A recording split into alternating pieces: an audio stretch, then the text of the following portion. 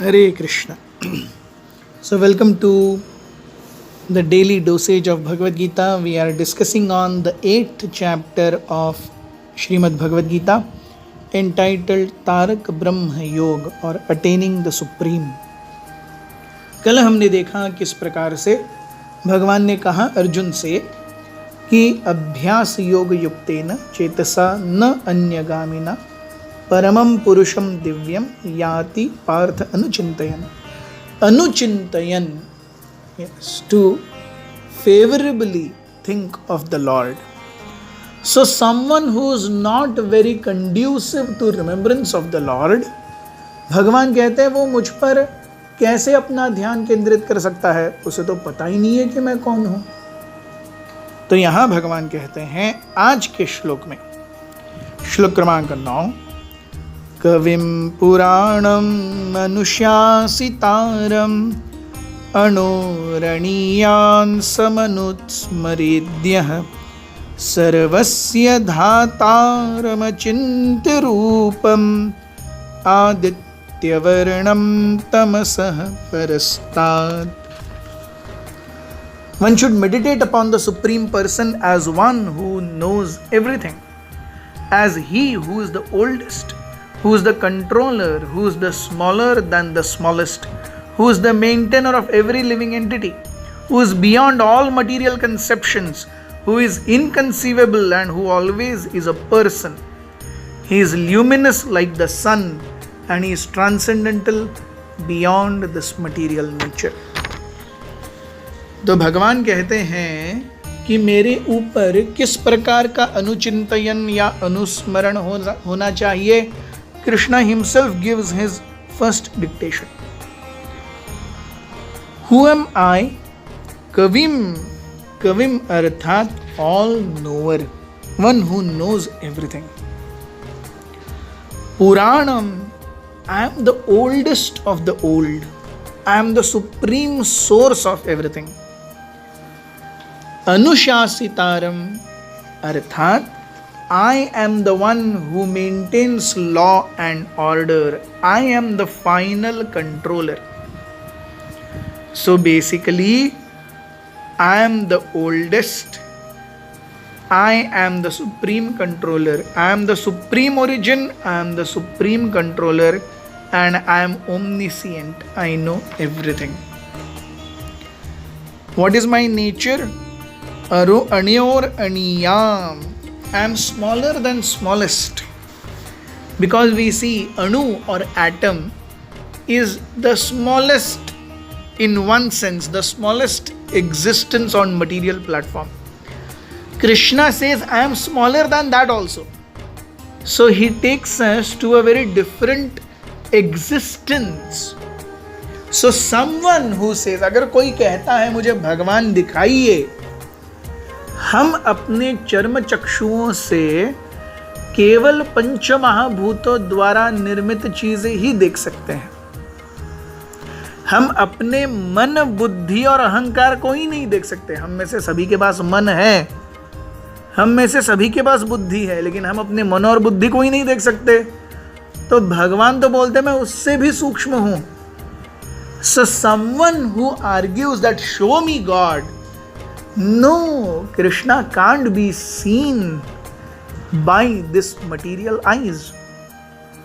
और इसमें कोई बहुत ज़्यादा उछल कूद करने की बात भी नहीं है. हम बैक्टीरिया को भी नेकेड आइज से नहीं देख सकते, हमको एक माइक्रोस्कोप चाहिए उसको देखने के लिए. So just like we need an apparatus to see the bacteria, which is microscope. हमें छोटे से बैक्टीरिया को देखने के लिए भी माइक्रोस्कोप चाहिए. उसी प्रकार से भगवान को देखने के लिए भी एक apparatus चाहिए. वो apparatus है प्रेम का. सो जिसके पास भगवान के प्रति प्रेम है वो भगवान को देख सकता है.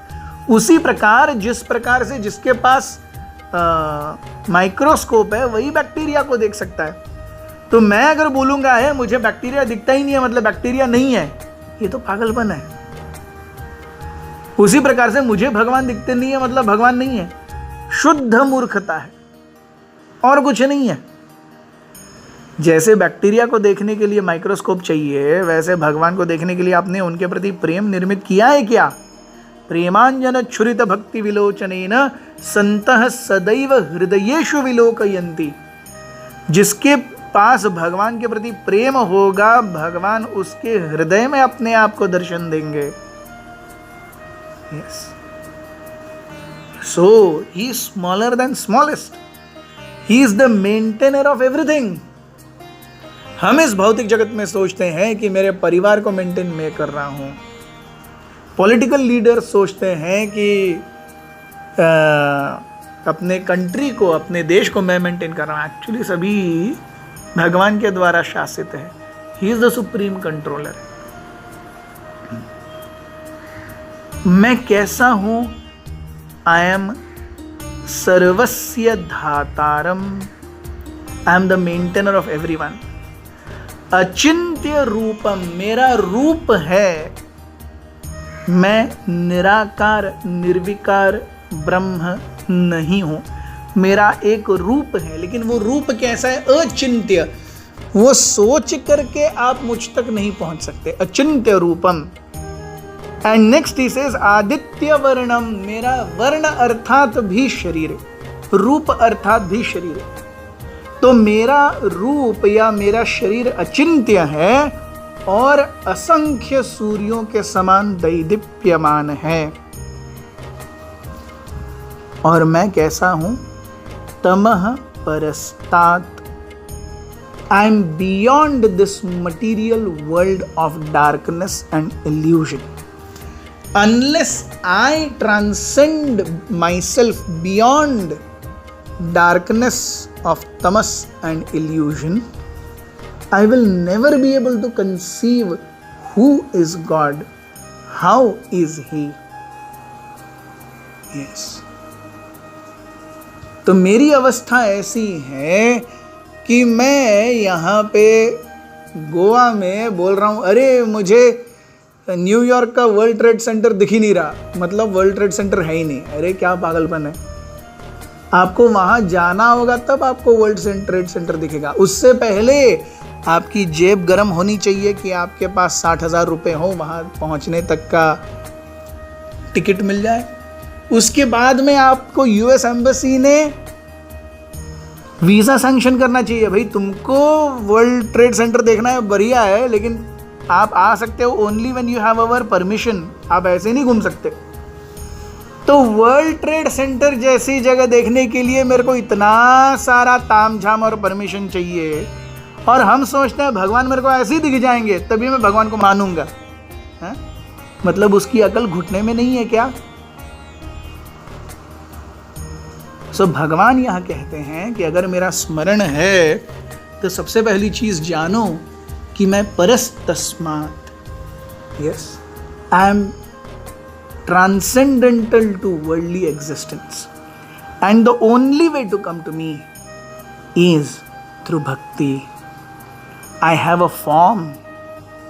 यस। सो जिस प्रकार से श्लोक क्रमांक 5, 6, 7 और 8 ये एक श्लोकों की श्रृंखला या एक कड़ी या एक सबसेक्शन बना, वैसे ही श्लोक क्रमांक 9, 10, 11 ये 3 एक कड़ी बनाते हैं। आइए उस कड़ी का अभ्यास करें। बहुत बहुत धन्यवाद। हरे कृष्ण।